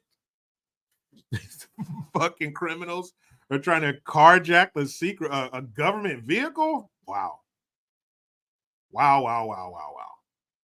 You just don't see things like that in certain areas. That's why people live in ritzy, rich areas if they can afford it. Because they don't want to be around that element. They don't want to be around that criminal element. That's why they pay the money to live in these ritzy neighborhoods and behind gates with security and all that shit. Wow. Right? I guess I don't mean shit. Well, I covered the video last week of the guy who lived in some nice neighborhood in SoCal, and these fools jumped the wall and tried to rob him, and he shot at him, and they ran off. So it can happen anywhere, but DC, Sloppy Joe's family, no. Yeah. So let's see. Let's see where I got this one.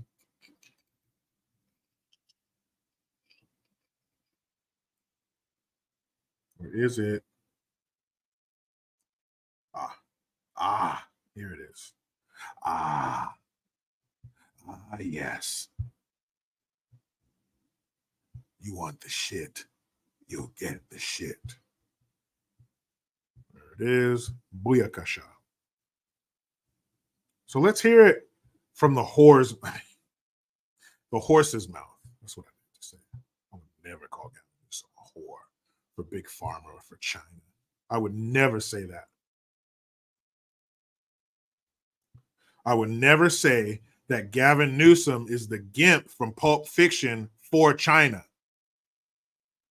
You'll never hear me speak about the governor of California in that way. I would never say that when he went over to China, they had him bent over and his hands tied to his ankles and they were blowing out his asshole.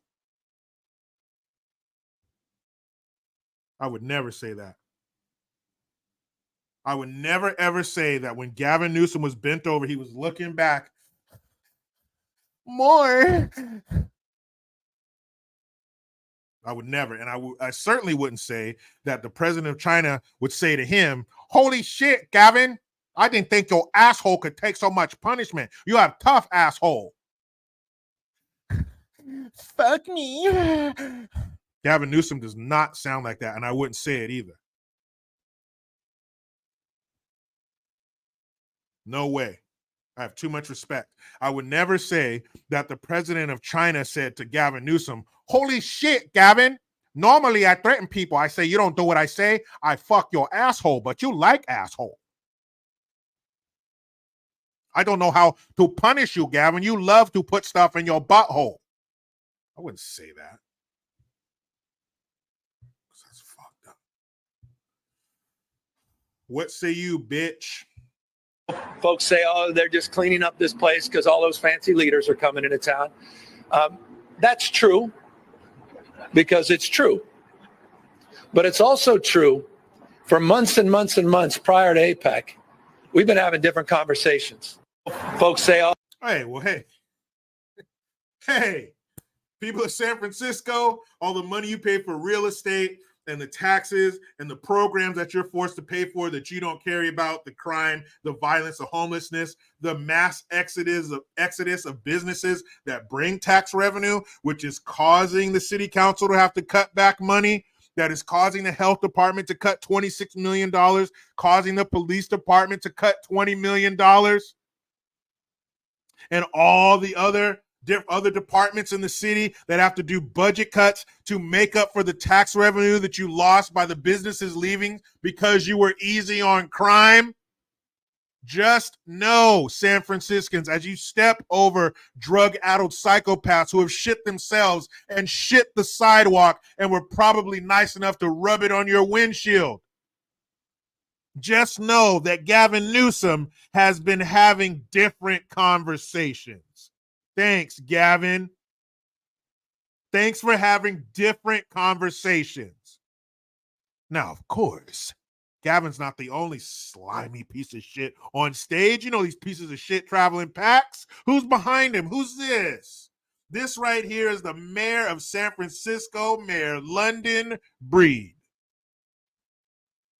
Seeing Mayor London Breed, you know what it makes me think? It makes me think that whoever's in charge here, whether it be China or the elites over in Europe, or whoever the fuck, the Klaus Schwabs of the world, whoever, I really think they got together and decided, you know what? We're going to fuck these cities up, so let's make sure we put black people in charge. So it'll be in their lap, and we could somehow make them look worse. I don't know. But you pick a Democrat-run city that is failing, that is slipping into Mad Max, and it's ran by a person of color. Why is that? Is that a coinky-dink?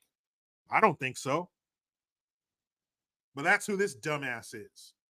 This is the same dumbass who was being raised on this lift so they could light the largest alphabet soup group flag standing next to a man that took his shirt off. But yes, San Francisco, yes, California residents, Gavin is having different conversations. Oh, they're just cleaning up this place because all those fancy leaders are coming into town. That's true because it's true.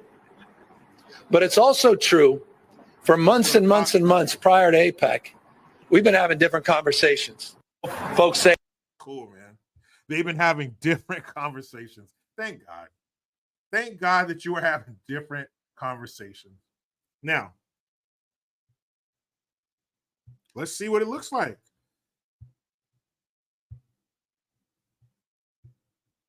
Let's see what the streets of San Francisco look like. You're cleaning up the streets because the leaders are coming. Yeah, you piece of shit. You're not going to clean them up for any other reason. The cries for help from the people of San Francisco and the state of California, you're not going to clean it for us. But you're going to clean it for your boss when he comes to town. You're going to clean it for your boss, for the one pulling your purse strings, loading your butthole up with fentanyl before you fly back to the States. Let's see what San Francisco looks like now.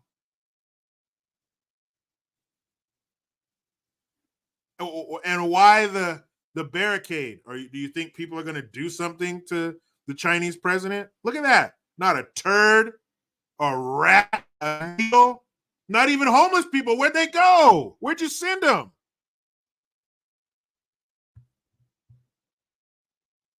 Where did these people go in these tents? Where'd you send them? Oh, look, hold on. Oh man, we gotta wait till it comes back around. But there was paint and spray paint all over the top of you. Now you got them up there repainting it, cleaning it up. Why for them?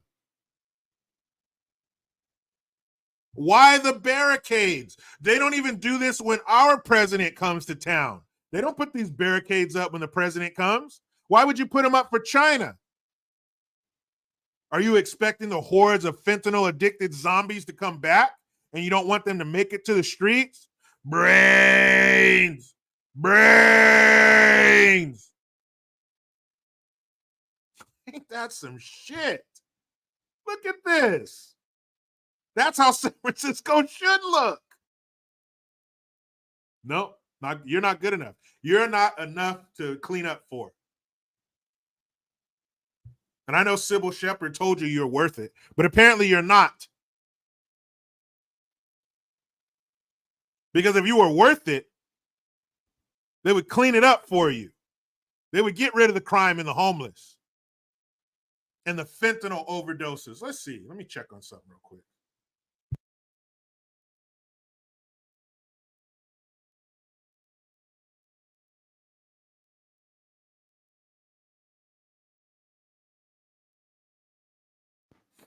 So last year, there were 647 people who died from fentanyl overdoses in San Francisco. And I know for a fact, after looking at some numbers a couple of weeks ago, it was up around 800 already. We still got a few months to go. We still got the holiday season. How many of you can overdose on the streets of San Francisco before 2024? I'm guessing they'll hit around 1,000. In San Francisco. Look at this. See the paint up here, that peach orange looking paint? Not here. These tents and this round thing right here, that's gone. It's all clean. Even look at the filth. Look at the grime on the ground. This is homeless filth right here. Cleaned it up. Gone.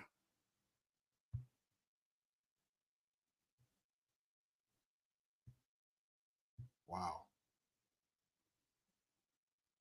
What's with the barriers, the barricades? What's up with that?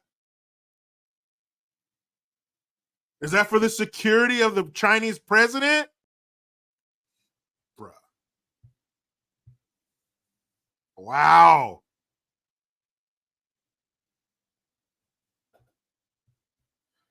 Oh, they're cleaning up. Of course people are saying that, bitch, because you wouldn't clean it up for them. You don't give a shit about the people in San Francisco? Wow. Authentically Kennedy, what's up, girl? What's that baby getting here?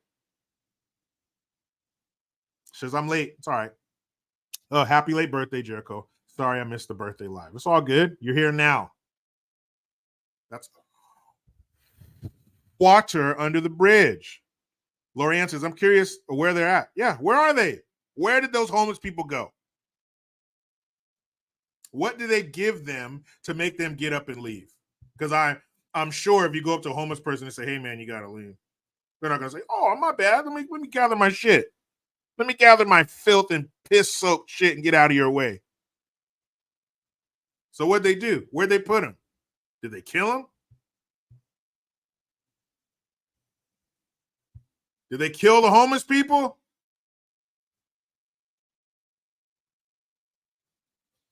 Authentically Kennedy says, baby shower was yesterday. Congratulations. Hope you got a bunch of shit. Oh, and really, I hope you got hooked up with onesies and wipes. Onesies, diapers, and wipes. That's what you're going to need for like the first 3 months.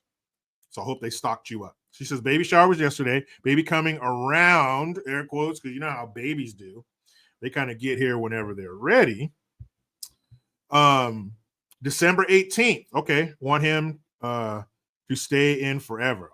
I'll miss him. Well, I think from what I've seen, of course, I've never been pregnant, even though it's 2023. Sorry.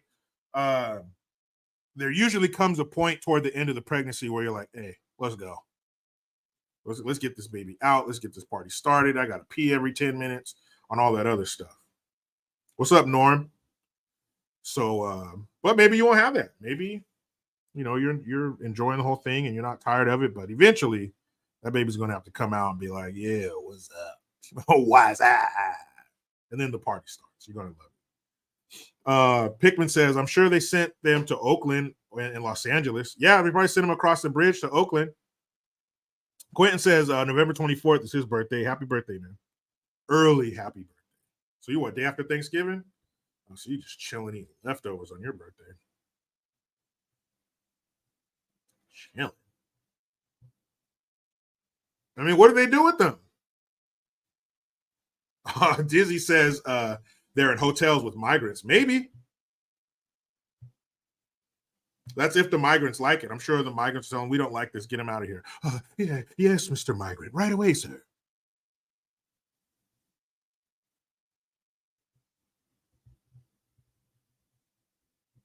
Right away, sir.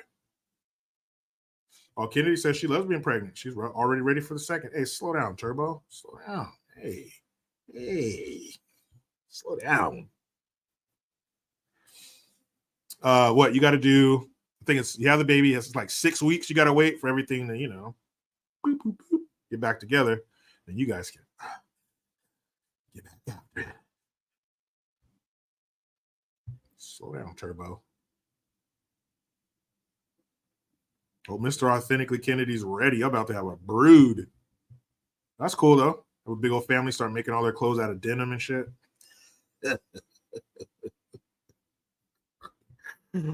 Although the girls will wear denim skirts down to their ankles, and the boys will grow lamb chops with no mustache. You name them Jebediah.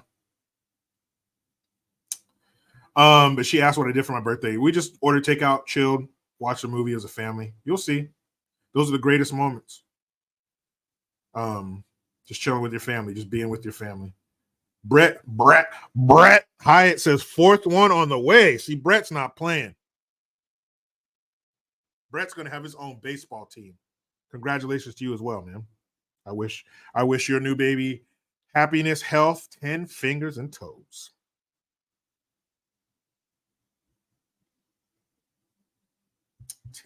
Fingers and toes. So I guess that's the key. Maybe if they invite the president of China all around America to all these shitty cities, they'll clean them up. Because I'm sure China's their boss too. Maybe they should send have the president of China visit Georgetown in DC, and maybe they'll stop having carjackings. They'll clean all that shit up. Shit.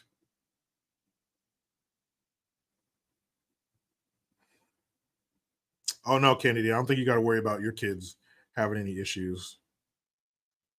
I'm sure Pops, like James Brown said, Papa don't take no mess. And that's that. And that's all it takes. Two parents that care, love their kids, and want to give them discipline and structure. Boom, you'll be fine. You'll be able to pass your business off to them, right off into the sunset. Cameron 1422 says, my cousins were born 13 months apart. Yeah, you call them Irish twins. That's what them parents who can't wait. Let's get another one.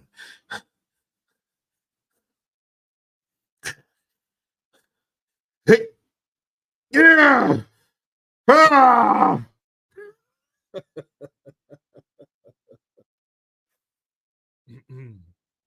Sorry about that. Who's the Authentically Kennedy says we still have ass whoopings around here. Hey, you do what you got to do. I will have order as a parent, one way or another.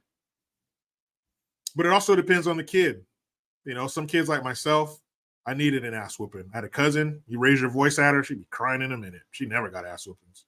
So it just depends on the kid. Some are going to challenge you more than others. They're all going to challenge you, but some will challenge more than others. But no matter what, it's still great to have kids and to put decent people into the world. We need more of them.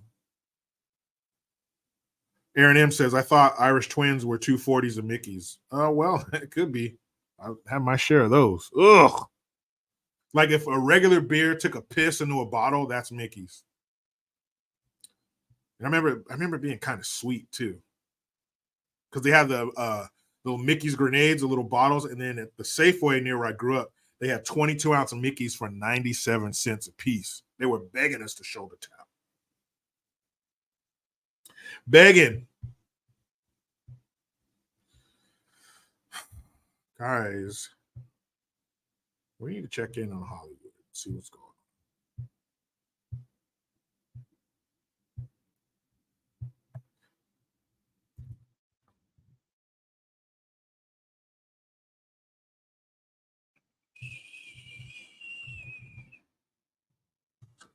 Bullshit. Oh, look at this shit. Let's see. As of 1 hour ago, this is hot off the press. Marlon Wayans opens up about accepting trans son. Quote, I just want my kids to be free. Fucking shut up. Marlon Wayans is opening up about embracing his trans son, Kai, for who they are. Have you been going to the bathhouse with Dwayne Wade? In an interview on The Breakfast Club, there you go. There you go. A place for idiots to meet. Says his eldest child, now 23. That ain't no fucking child. I didn't know it was like an adult. What do you mean embrace your kid? They're a fucking grown-up. Change their name and pronouns. And at first, the changes were a challenge for him to accept. Yeah, like it would be for anybody. Because they is more than one person and a whole bunch of other shit. I talk about the transition, not their transition, but my transition as a parent, going from ignorance and denial to complete unconditional love and acceptance, Wayne said. And I think there's a lot of parents out there that need to have that message. And I know I'm dealing with it. It was a very painful situation for me. Bitch.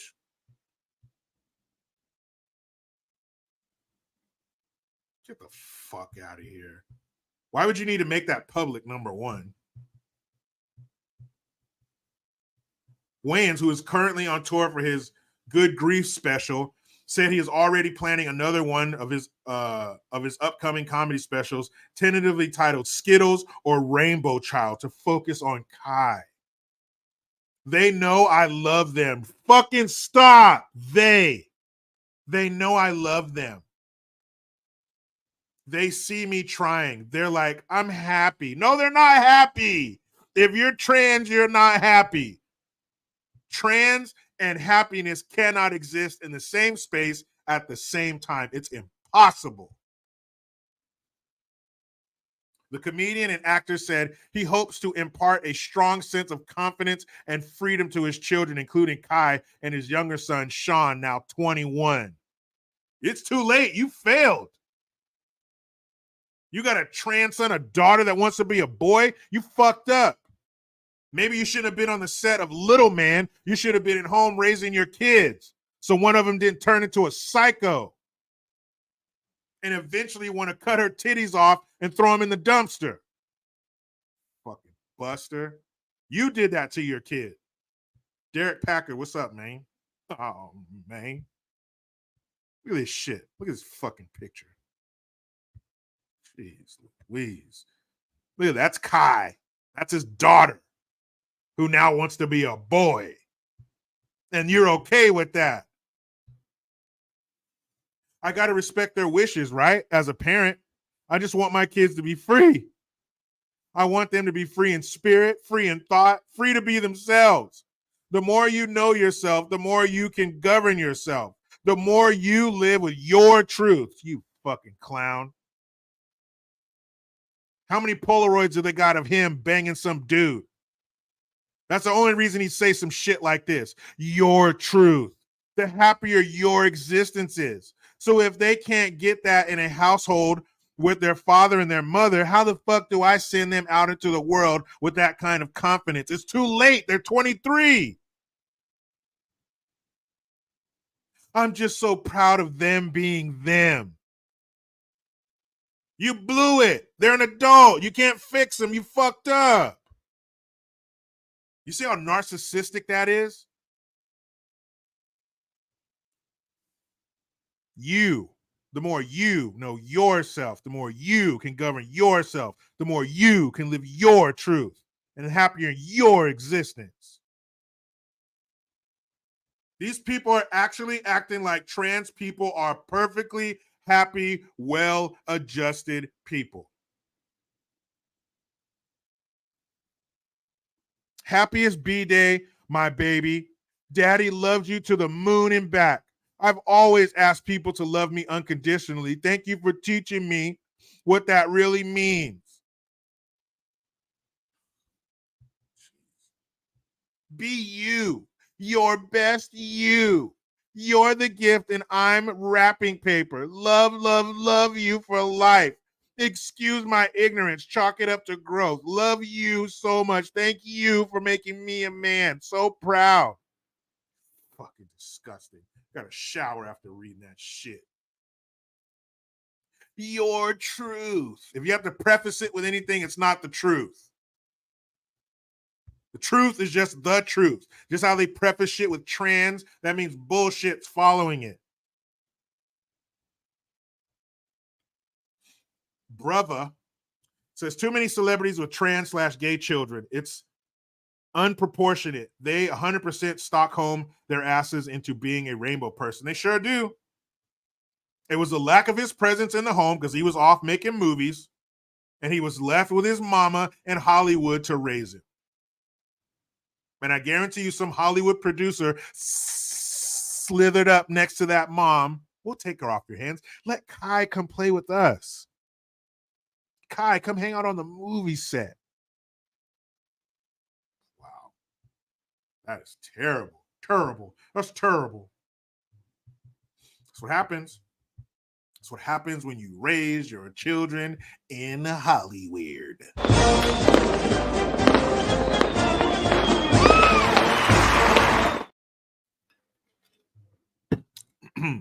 Authentically, Kennedy says, and I quote, I hate to send a super chat, but I need, all caps, to hear your silky Biden voice discrediting a trans person. LOL. Well, Kennedy, I thank you for the super chat. So I guess I better do what I'm paid for, huh? Yeah.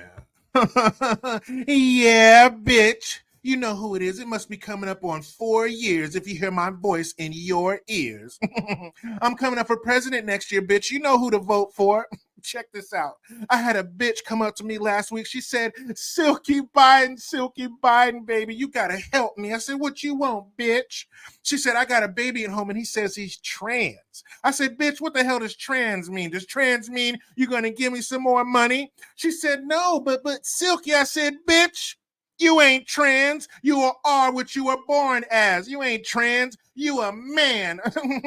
Send that kid over here. Let me take my belt off and straighten that shit out, ho. You're not trans. It's just your parents are fucked up. Maybe you should have been at home, bitch, raising him instead of out here getting my money.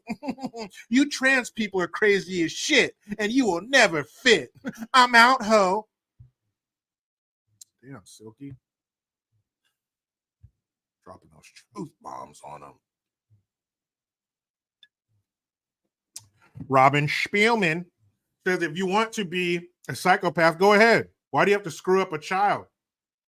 Because that's what's new. Robin, that's what's in. Not these regular dumb kids who are normal. No, you have to be trans. Oh, could you imagine in his circle of friends? I imagine the interview he was on in the Breakfast Club. They're probably like, oh man, your kid was trans. You're so fucking awesome. You love him unconditionally and you're learning. Oh, that's so Oh, Marlon, you are fucking awesome, Marlon. You have a trans kid and you're accepting, you're believing in their delusion. Oh, Marlon. That's why they do that shit. That's why they do that.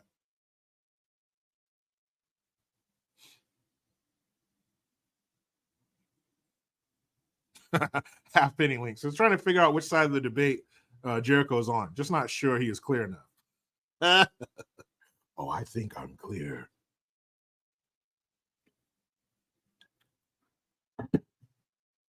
That is sad, man. That's sick and twisted and fucked up. And it's probably, he feels some kind of guilt.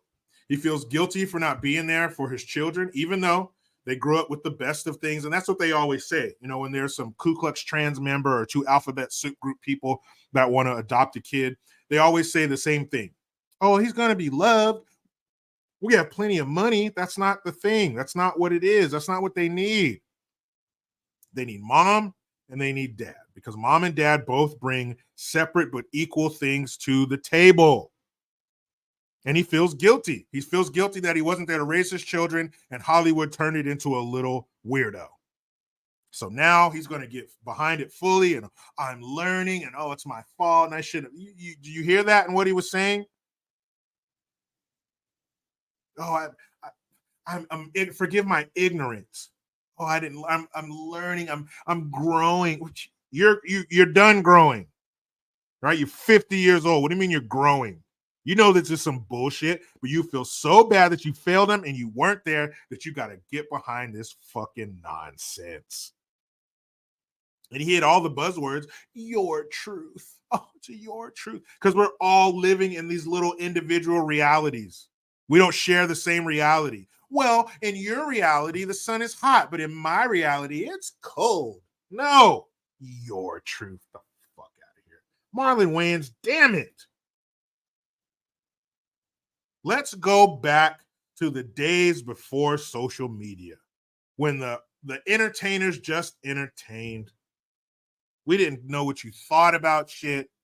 We didn't know what you were doing to your kids that was all fucked up.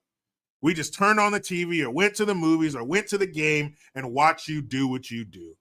But no, now everybody has a connection to everybody else, and we can hear what these dumbasses are doing. Man, Nicodemo Scarfo, Marlon was the stinky one, right? Yeah. Sean was the good-looking, suave one. And Marlon Wayans was the one that looked like that one crazy hyena from Lion King. That had his tongue sticking out and shit. Remember Who Framed Roger Rabbit? One had the rats that would go around catching the cartoons for the judge. And there's one that was in a straitjacket, like, it was all crazy and shit. Yeah, that's Marlon. Golly, man, what a waste.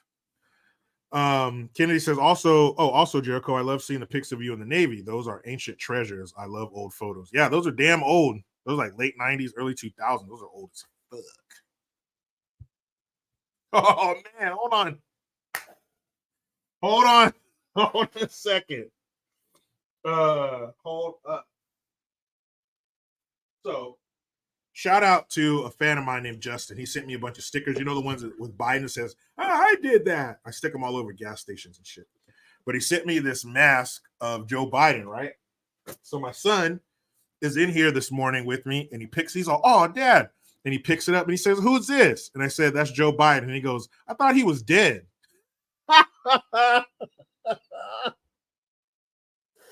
Boy, you are something else. Kids say the darndest things. So, yeah, man, my son thought Sloppy Joe was dead. His brain, I should have told him he's brain dead, but then he probably went to school and say that too. He goes, I thought he was dead. Oh, children, have them. Anyway, that's it, guys. I got to get out of here. We're what, 2 hours? Woo, we put in a full day's work today, didn't we? I'm going to be doing some videos today. Also, make sure you guys get over to my new channel, The Green's House. Hold on a second. Let me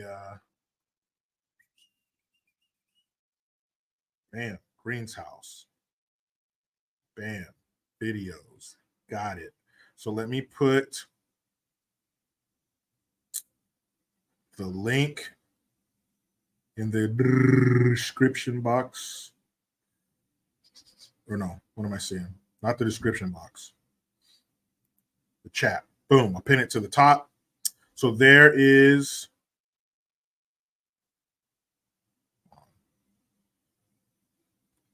damn it.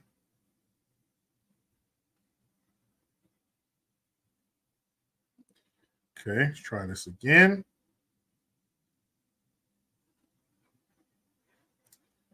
Don't know why that's not working. I'm trying to pin this to the top.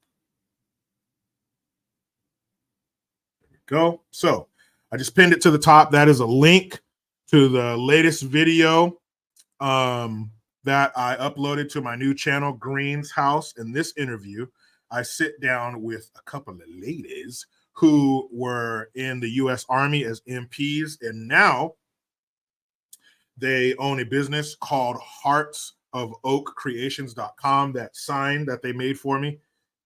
They do great woodwork, art pieces. The next thing I'm ordering for them is you can get like a wooden flag or something, or an art piece, but you can stash your guns in it too. So I'll be gunning for one of those. But I sat down with the owners of it, Michelle and Amanda, and we talked about, their upbringing, boot camp, their time overseas. They told a couple stories that make that asshole pucker up. So make sure you check that out. I just dropped it this morning, and the link is pinned to the top of the chat. So make sure you guys check it out. Get over there, like, subscribe, and share. And yeah, that's it. That's all I got for you, people. We did great work today. I thank you all for being here. I thank you for your time, your comments, your questions, your super chats, all that shit. Tori DTV, what's up? What up, girl? I'm also going to be interviewing Tori. She says, I love me a lesbian that's good with wood. And yes, they are. They are both of those. So make sure you check it out. I appreciate you guys. Tori D, thanks for stopping through. Everybody, I appreciate it. You were great. I was great. So that means, hold on, Mark Burchet. I hope I'm saying that right. Figured you would have corrected me if I didn't. With some last second generosity. And I appreciate that, man. Appreciate it so much. I made this little video.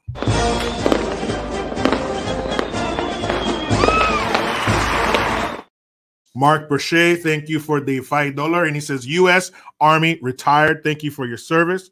I hope you had a good Veterans Day. And as I always say every year, feed and fuck a veteran. They love that stuff. All right. And Thomas Bailey, I see that you noticed that Tori was in the chat. Of course. Simeon Meriwether. He says, I really hate Hollywood. Me too. So I thank you guys for being here. I appreciate you. You were great. I was great. We were great. But you know how it goes. I try to be done with the left, but they just won't let me. Please subscribe. Hit that notification bell, because every time it rings, a piece of shit lefty cries. Utilize the Linktree link. Get your ass over to JerichoGreen.net. Make sure you check out the new channel, Green's House. and hit the Teespring link to get your ass some merch. I am Jericho Green. Man, I'm out.